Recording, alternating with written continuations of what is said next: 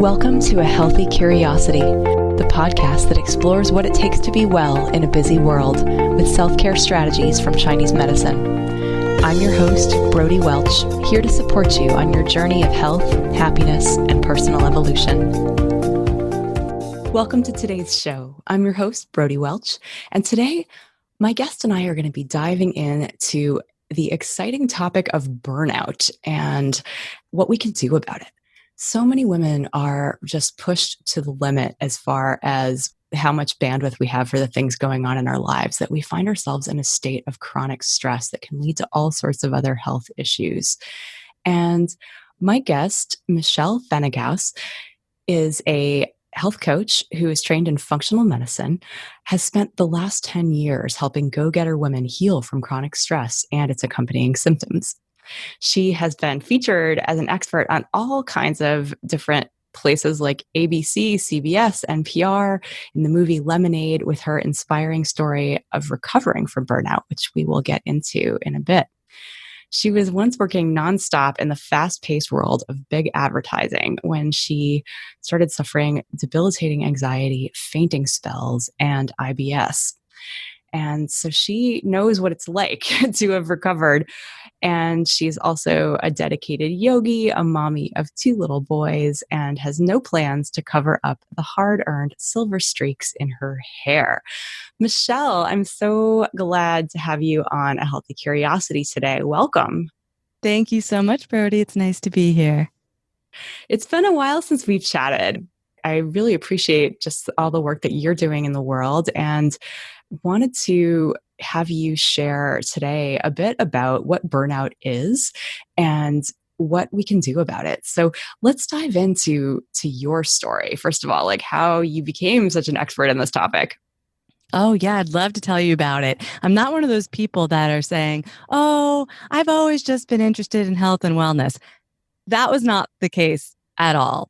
Mostly, I was always interested in having my hair straightened within an inch of its life, wearing high heels, looking great, drinking coffee, going out for martinis. Like that was my life. And I loved it until I couldn't get out of bed in the morning. And I hit this place when this was in my early 20s. I was working in advertising, as you mentioned. And what had happened every so often during college started to happen a lot more frequently, which was, like I said, I couldn't get out of bed. When I did get out of bed, I felt like I was dragging myself through life, and I would almost daily have to stop what I was doing because I'd be dizzy. I'd get these weird dizzy spells, and sometimes I would pass out. In fact, I was passing out so frequently, I laugh about it now. It wasn't funny at all. I actually had a technique. So I was taking the subway to work. I lived in the city. I was in Boston, and I'd get on the T. And if I felt like I was going to pass out, you guys can write this down if you think you need a passing out technique. I would kind of lean against a wall. I'd sit down somewhere if I could and lean against a wall, take my bag, my purse with my wallet and everything, and stuff it between my body and the wall. That way it would be harder for somebody to grab and steal. And then I'd let myself kind of conk out against the wall.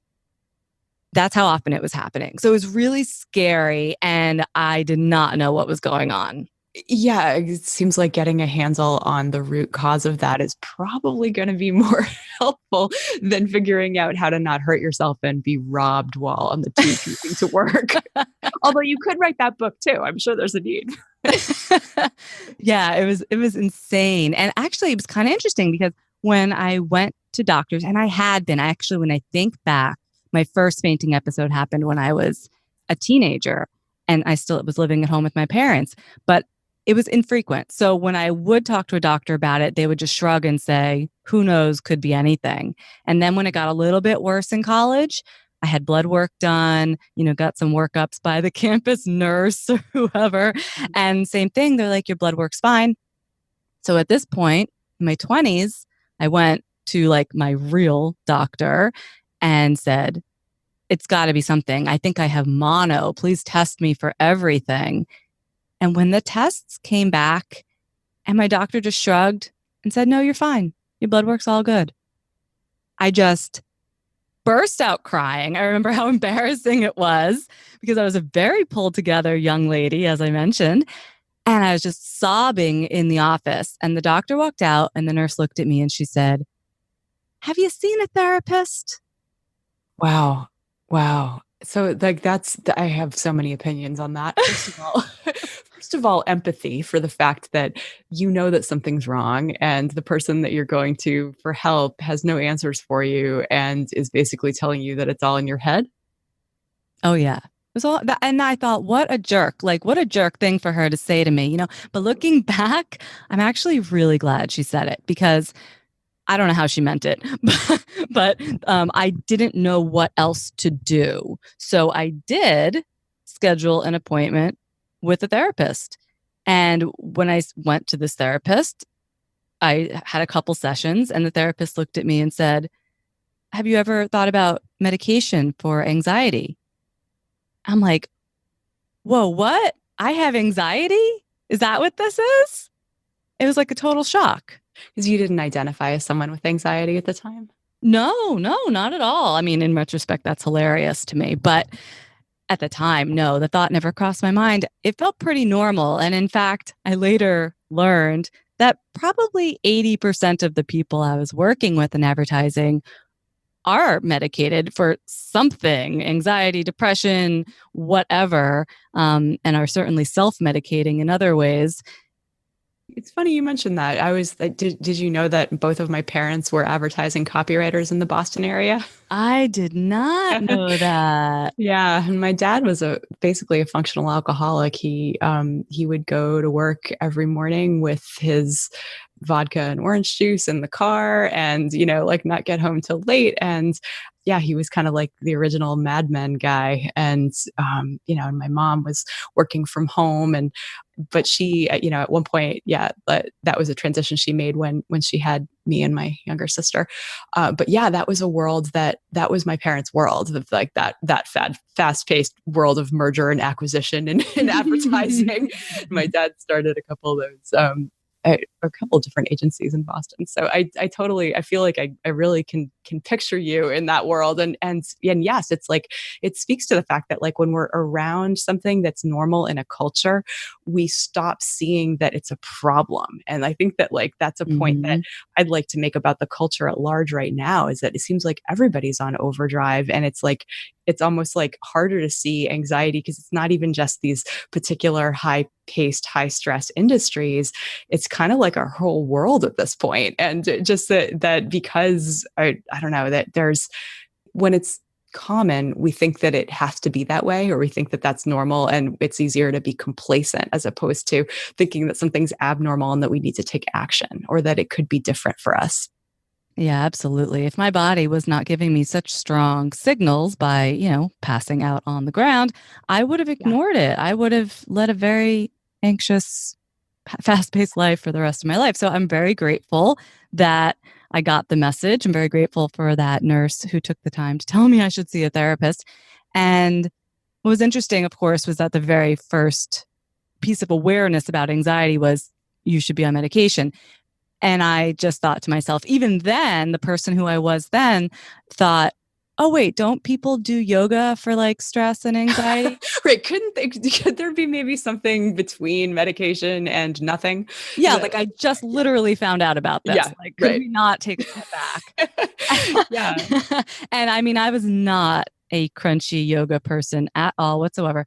But I was like, I mean, there's a yoga studio down the street. Why don't I just try that? And so I did.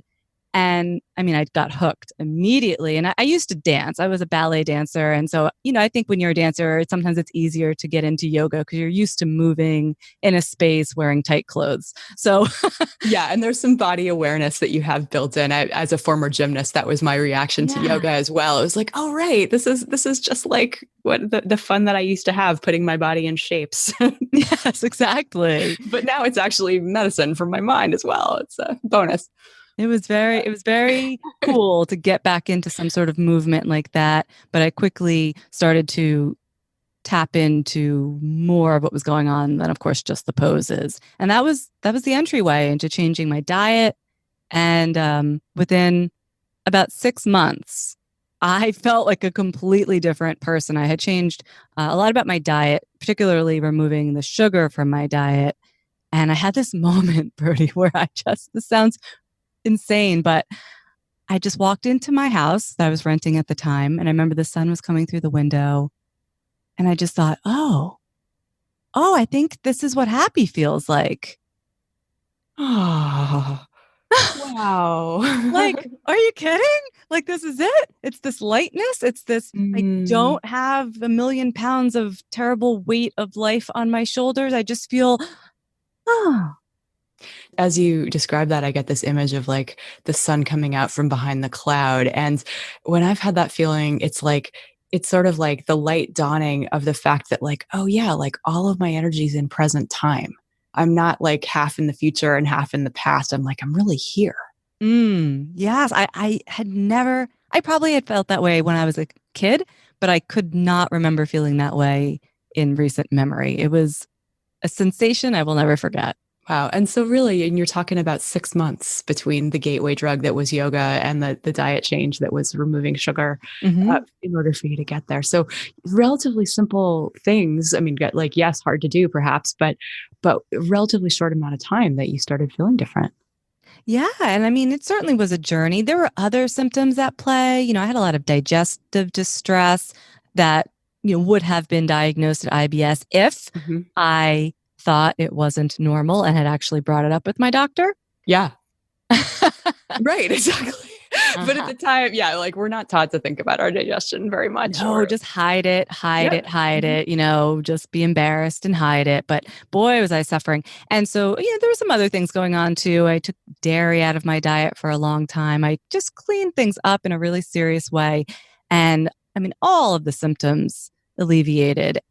My friends and family were like, who are you? And I'm like, this is who I'm always supposed to have been. But I've been a really, in a terrible mood for the past decade or so.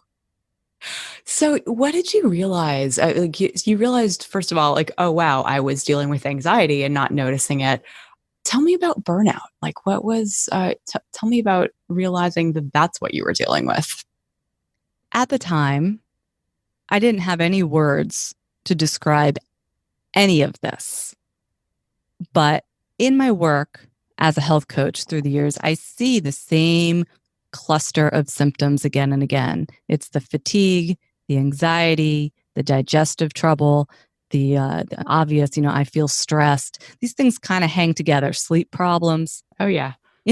Almost every woman I work with has this cluster of symptoms. And when adrenal fatigue started to be a buzzword, greater, it has been around for a long time, but it became more and more popular.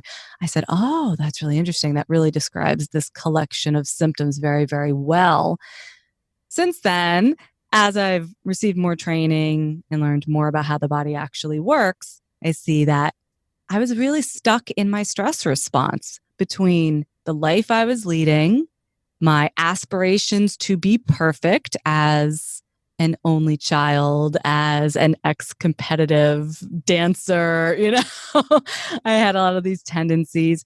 The food I was putting in my body, the way I was drinking and not sleeping enough.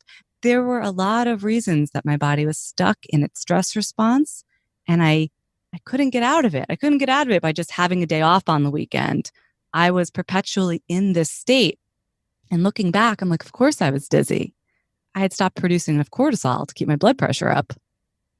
Wow. Yeah. And that's it, recognizing that we are really supposed to only enter that state of hypercortisol production in life-threatening emergencies. It's not supposed to be for everyday life. So the fact that you're kind of living like constantly pressing that like more cortisol please in order to get through daily life button, that is going to be a super expensive, like metabolically expensive process for the body to be in.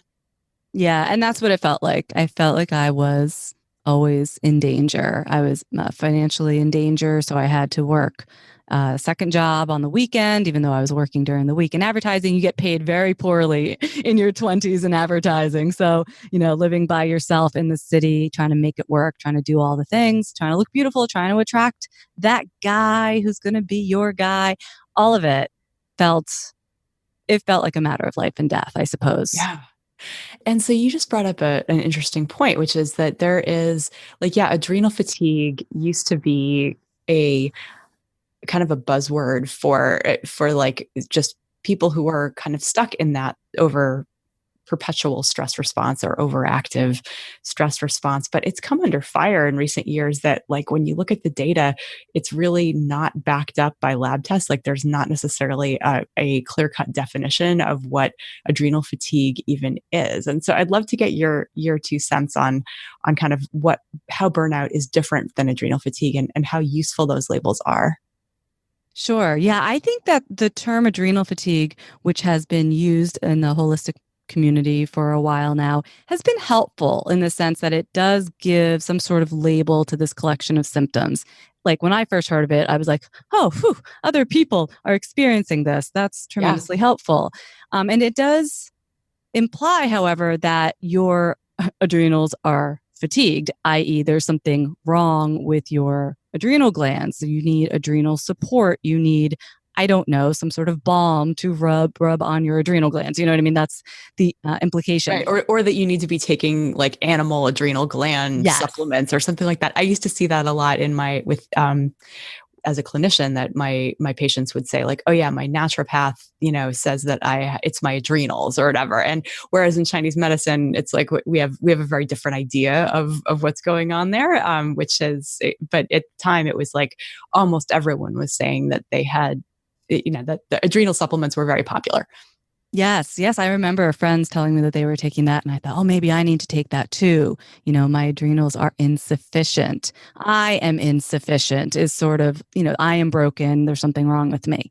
And I think the big turnaround, there's a big difference when you think about it instead as what's really happening with the communication between your brain, it's the HPA axis, your hypothalamic pituitary adrenal axis. So the parts of your brain are understanding that there's some sort of stressor in your life, right? Your boss is yelling at you or whatever it is, or you've eaten something that is triggering your stress response. Okay, there's stress.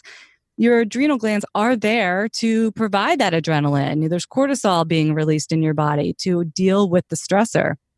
So when the stress keeps coming, or your perception of life is that the stress keeps coming, the cortisol keeps getting pumped out, the adrenaline keeps getting pumped out. But it's really awesome because your body has a protective measure. That same system goes, we've been doing this too long, and tells the adrenal glands, hey, slow it down. You keep producing that much high cortisol, this person's going to have a lot of negative health effects. We don't want that. It can become damaging.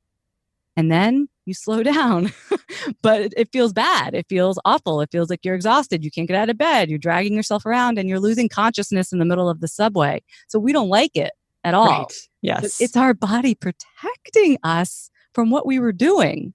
It's forcing us to slow down. And in that way, there's nothing wrong with us at all. Right. And then if you're coming from the mind's perspective, it's like the body's just this obstacle to just us being able to do what we want to do, as opposed to recognizing that we actually need to partner with the vessel that carries the mind around. That's a beautiful way to put it. And we hate that. We don't want to do that. We want to drink another coffee and get on with it. Wouldn't that be nice? Oh, yeah. I mean, I tried. Yeah, I know. Me too.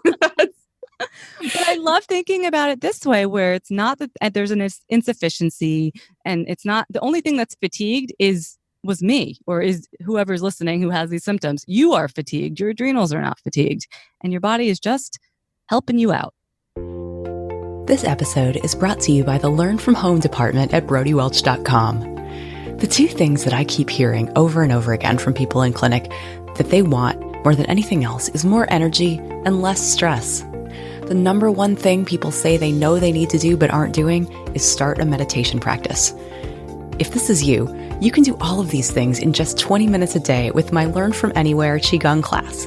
Qigong, or energy exercise, is like a gentle exercise and moving meditation all in one.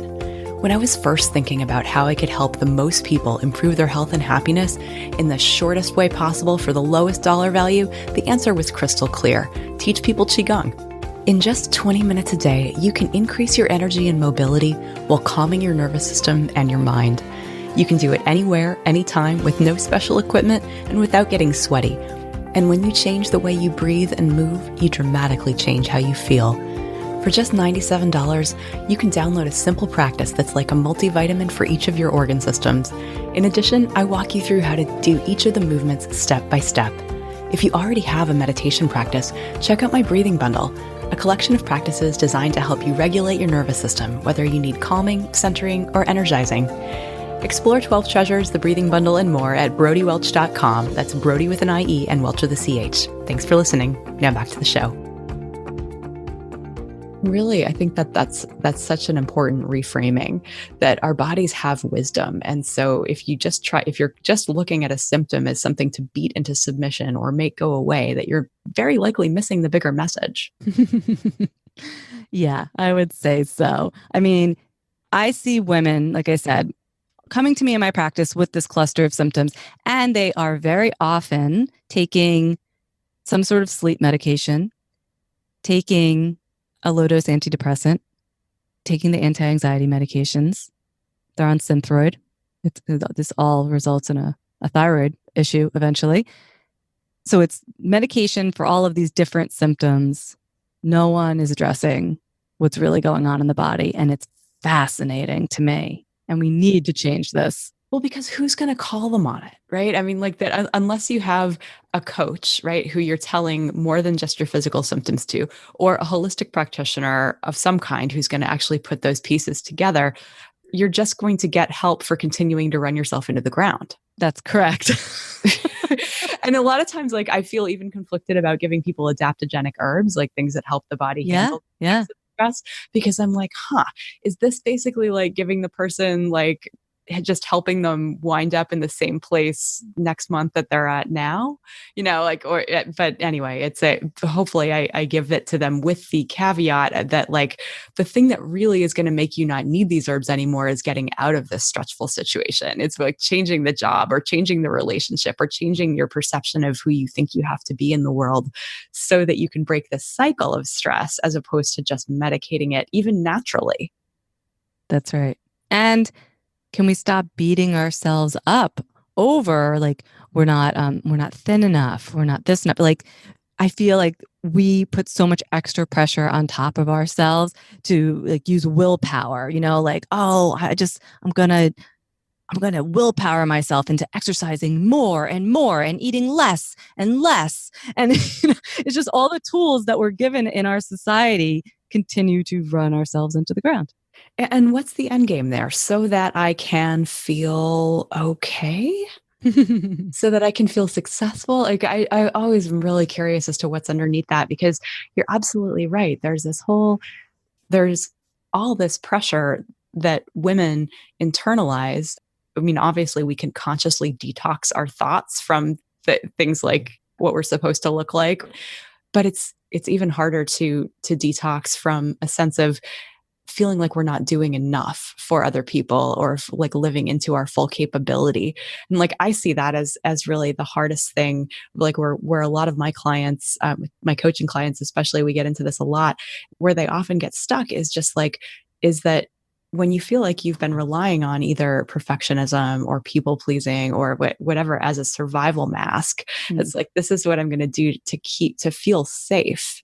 It's like the idea of putting that down is even more stressful. So it's like, it's almost easier to just continue in the same chronic burnout stress response than it is to look at, like, wow, how could I actually feel okay, even if I reject this idea that these things are going to keep me safe, or like that if I'm a size 2, I'm safe, or that if I'm eating the right things, that I'm safe. Yeah, no, you're exactly right. The perfectionism and the people pleasing those are just rampant, aren't they? That's how we cope. It's how we cope with our fear that we won't be accepted, we won't be loved. And do you find that with your people too? Like, there's that they need to, well, I'll ask a more open-ended question. I'm curious with your clients, that what helps them actually have the courage to do things differently? Or like, what do they need to become aware of in order to make the changes that you are advising them to? I think they need to become aware that they have options. we don't feel like we have options. We have to be in this job. We have to make this certain amount of money. We have to pay these bills. We have to, we have to, we have to. And when you really break it down, I mean, you choose where you live, you choose how you live. And we just forget that we have options. We forget that if we are tired and stressed at the end of the day and we just need a reward, we just need a break. There are so many ways to do that other than eating a bag of cookies and having 4 glasses of wine. We forget that there are options that exist. Culturally, it's like, this is the way you live. You drink your coffee in the morning and in the middle of the day, and at the end of the day, you drink your wine at night. This is how it goes. But there's so many other ways to take care of yourself. I just don't think women realize that they have these options and they can make choices that will change the paradigm that they're living in. Do you have a favorite kind of gateway drug to kind of like yoga was yours, like the first step that you encourage women to take that you're working with to explore? Like, what could be another way of winding down at night? Yeah, well, that's a good example. I was just actually talking with somebody about this today, so it's top of mind for me. I like to encourage everyone to have an open mind and not beat themselves up for those nighttime chocolate binges. And I say, you know what? If you want to have chocolate, have it. If you want to have the wine, have it. Like, I really don't care. And they're shocked because they think I'm going to tell them, like, no, you should have celery sticks instead. Right, right. I'm like, okay, you're just doing something to take care of yourself. This is a good thing. So Yes. that's great. In your toolbox right now, you have a chocolate bar, you have a bottle of wine. Let's just put some more tools in there. It can't hurt, right? Like, what are some other tools? And without too much prompting, they usually say things like, oh, going for a walk really helps me relax, or music, or taking a bath, or reading a book, or, everybody knows this if they think about it. And it's funny because initially they're like, I don't know. But my job is aiding that process. And we fill up the toolbox. Not to say you have to take the chocolate out, but come on, you're a full grown woman. You should have more than one or two tools in your toolbox of how to take care of yourself. Yeah. And a lot of times it's like when we're living well, when we are on autopilot, we forget that we have more than one way to do things. Like, we get habituated into just picking up the same tool over and over again. And so I love that your approach involves the person identifying for themselves what would feel relaxing as opposed to you prescribing it for them, which is, yeah, not likely to result in success. It also really brings up interesting conversations. Like, I think we're putting together a list of like relaxing, rewarding, like feel good type measures that somebody can take for themselves. But sometimes a client is just not used to thinking that way. And so you ask a woman, what would make you feel really good? And she'll say, oh, well, I could get on the recumbent bike in the basement. And I'm like, really? Does that feel like a reward, or does that feel like another task you got to do? And then she's like, Yeah. oh, there's a difference. Yeah, exactly. And it sounds like you're saying that it's even hard for women to identify their desires. That's exactly right. That's exactly right. Things like creativity, I think, can also be overlooked. That I feel like that's a real need among a lot of the people that I work with, is time for self-expression, whether that's art or music, and even with people who aren't artists or musicians, quote unquote, but people who might have forgotten that they have the right to play with these tools that might have been forgotten in childhood or something like that it's possible to put our brains in a kind of creative flow state without any pressure on ourselves at all. Right. It's not because you have to sew these or embroider these things for gifts for Christmas, because that again becomes a task and a to-do Right. item, but just that you love to sew and to create, and just for the heck of it, for no purpose. I think purposelessness has very high value, and most women are not thinking that way. I love that. So just doing things just for the sake of doing them, and that time you enjoy wasting is not wasted time. That's right. That's right. Oh gosh, that just really goes against everything that we've been brought up to understand, doesn't it? Pretty much. Yeah. So if a woman is finding herself in that state that you were finding yourself in, like burned out. And you suggested a step of like, okay, let's look at something that I might want to do to wind down in the evening. Let's add some tools to the toolbox. That sounds like a really good first step. What's the second step? Well, it's the other side of the coin, right? Like, how can we not get into this state of chronic stress to begin with? And I think that we have to look at all of the different ways that we are under stress, not just the obvious ones. Because it's real easy to just blame, oh, my job, oh, my husband, oh, my kids. Like, yeah, all that's probably true. But those are hard to change. Meanwhile, there's a whole litany of different ways that we can change the way we live, our exposures, so to speak. And those things are very easy. So, for example, what are we eating? What is stressing our body out through our food? What sort of environmental exposures do we have? Or our personal care products? What chemicals are we exposed to? All of these things contribute to our feelings of stress. We don't think of it that way, but those things are so easy to change. So just think of it as like a bunch of knobs. You're turning this one down by 10%. Oh, okay, I'm going to eat organic food maybe just about 10% of the time. Okay, I'm going to turn down the stress on my body in that way. And if you can turn all the knobs down just a little bit, whew, your bucket of stress starts to empty little by little. I appreciate that you brought up that notion of that it doesn't have to be one sweeping thing. It can be a combination of lots of different contributing factors.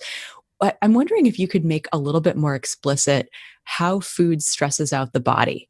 Is this only going to be true for somebody that has IBS-like symptoms, or is this true for everyone? No, it's true for everyone. There are some really obvious cases. So, right, if I have trouble digesting dairy and I'm eating a lot of dairy, I'm going to have a lot of symptoms and that's going to be stressful. That's very obvious. And people aren't necessarily going to be feeling that stress like heart racing, difficulty breathe. Like it might be flying below the radar of the fact that it is actually stressing their body, but it may well be indeed, well, in Chinese medicine, we would call it like taxing the spleen qi, taxing the stomach qi, contributing to the formation of dampness, this like fog that congeals that is hard to get rid of that we then carry around with us. And so it's very, very much a real thing, even if it's not like resulting in a digestive issue per se. Yeah, exactly. Exactly. But I have this little metaphor that I use to describe to describe what it's like when we eat processed food. Because everyone can relate. You probably had a job. Maybe you're like a temp at for some temp agency, or you're working an office job or something, and you just keep getting piles of paper on your desk, and you know what to do with them. You file them like this. You put them in these buckets, whatever. But then somebody drops something on your desk that you've never seen before, right? And it's confusing and stressful. And you're like, I don't know what to do with this. And they're like, well, deal with it. And you're like, right. So this is how our bodies feel when we eat food that our body is not meant to process. So if we give our body vegetables and nuts and fruit, our body's like, okay, cool. I know what to do with this. Pretty standard procedure. But when we give our body something like Gatorade and Doritos, or even not that, even like a lean cuisine or something that's not obviously junk food, but is processed and contains ingredients and is made with processing methods that makes this food unrecognizable to the body. Your body has that feeling of like, Right. what do I do with this? And this is complicated. Yes. This is going to take me like 7,000 times as long as everything else to figure it out. Yeah, and it's going to be stressful and it's not going to get processed correctly. It's going to back things up. And that's pretty much what happens inside your body. That's a great metaphor. I really like it. That's and analogous to dampness in Chinese medicine of like, that there is a stagnation, there's a backup in the flow, and that when the body doesn't know what to do with it, it's like, all right, well, maybe I'll just keep some of this around for a while. I'll store it. I'll store it as snot, or I'll store it as a cyst. I'll store it as some kind of a fatty tissue. I'll store it as and eventually over time, like with those things can turn nasty. Those things can turn into problems that become bigger issues health-wise. Right. And that's so easy. It's so easy to make a change from eating a bag of chips to eating an apple or whatever the swap is going to be. Like that is something anybody can start doing. It doesn't require upheaval to your whole life. Now, I'm going to challenge that just for the sake of playing devil's advocate for a second, because I get a lot of pushback from my coaching clients sometimes when it comes to making time to prepare food for themselves. Because I believe it doesn't have to take forever. I believe that it could be done, just even taking a couple days a week to do a heavier like chopping of vegetables or like preparing something that they can eat on for the next couple of days. But it can be a hard sell, especially like if you get home late and it's hard to get dinner on the table. I'm wondering how you help people realize that it doesn't have to that they don't have to spend their lives in the kitchen, and it doesn't have to be like a further stressor in order to figure out how to do the healthy eating.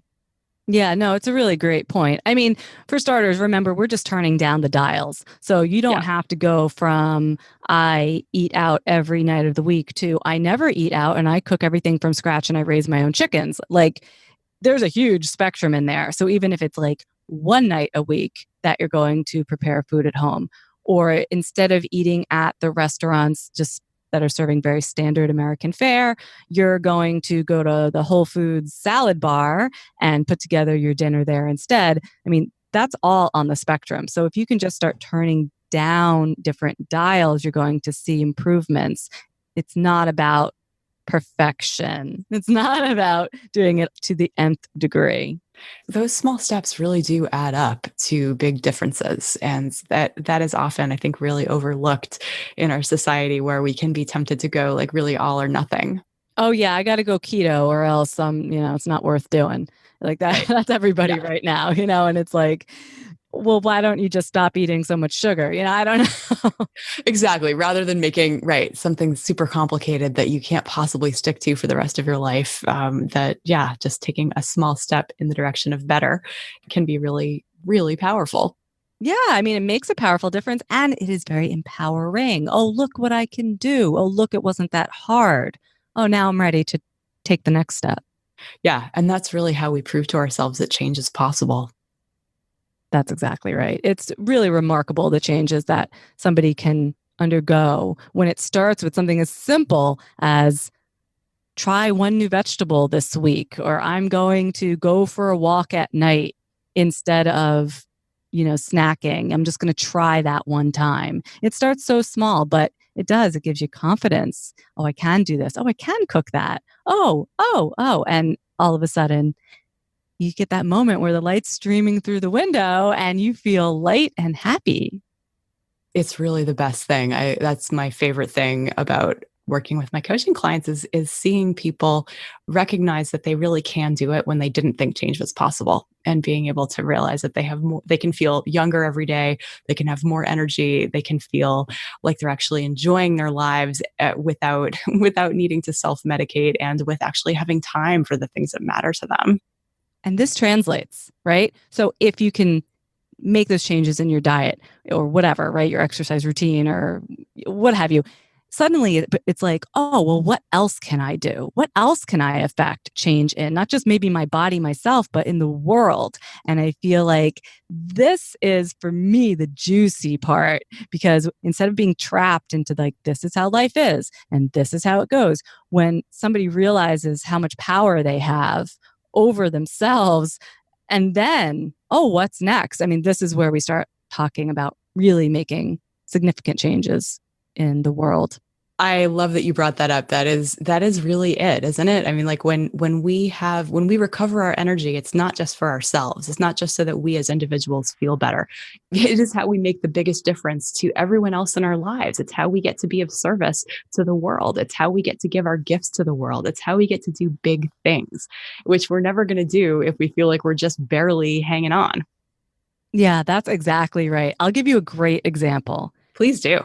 One of my clients worked as she's a nurse and she worked in a nursing facility for the elderly. And, it's just one of many of the people on staff running around crazy all the time. They're always understaffed. She always had like 3 cell phones ringing on her body at the same time, Whoa. just in the weeds. But she got into it, as so many people do in the healthcare profession, because she wanted to take care of people. She works in a nursing facility. Like, my goodness, like what a good heart you have to get into that. But it was all paperwork and stress and financial stuff and whatever. So through our work together, yeah, she changed her food. Yeah, she changed her exercise routine, things like this. But she decided to leave her position. She decided to go work in a different way. So she got involved with an organization that is trying to change the face of elder care in this country. How can we do it differently? How can we do it better? So she took herself up out of the weeds and is looking at it top down. How can we really take care of our senior citizens the way that they deserve to be taken care of? And that just gives me goosebumps just talking about, because I'm like, that is her power. Like, that is where her heart is. That's where she needs to be. I don't care if she eats a chocolate bar. You know what I mean? Yes. So good. So that just made me very proud to be part of that kind of transformation. Absolutely. Oh, it's so powerful. So, Michelle, I know you're in a bit of a transition right now. I know that your website is undergoing a shift. Tell us, if people are interested in connecting with you, how they can learn more about the work that you do and where they can connect to you. Yeah, sure. So the website URL is findyourbalancehealth.com.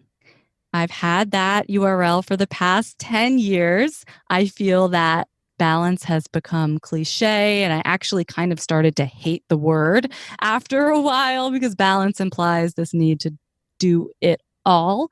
And I think there's much more power in learning how to say no. So Awesome. I thought about a URL like sayno.com or, screwitall.com, but instead I will be launching a new website and podcast later this year under the name She's Got Power, which I'm very excited about. So great. It's so funny. We have a lot of interesting commonalities. My practice used to be Life and Balance Acupuncture. It still is its clinic name because in Chinese medicine, it's all about the yin and yang balance. But yeah, it's that so much in our yang addicted world, it's really different. Like, in order to find that balance, we actually have to take back our power by doing less. And like really harnessing our energy for what is in alignment with us. So she'sgotpower.com is going to be amazing. I can't wait to see it. Thank you so much. Yeah, I'm thrilled. Be thrilled to launch the podcast and all of that. But anyway, for now, it's findyourbalancehealth.com, and that'll forward people to wherever I am at whatever point that things get launched. Wonderful. And I'll make sure that a link to that site is in the show notes for people to find easily. Michelle Pfhennighaus, thank you so much for being an amazing guest today on A Healthy Curiosity. Oh, thank you so much for having me, Brody. It's been a pleasure. Thanks for listening today. For more episodes of A Healthy Curiosity, you can visit the iTunes store. If you appreciated today's show, please leave us a review. This helps other people to find the podcast.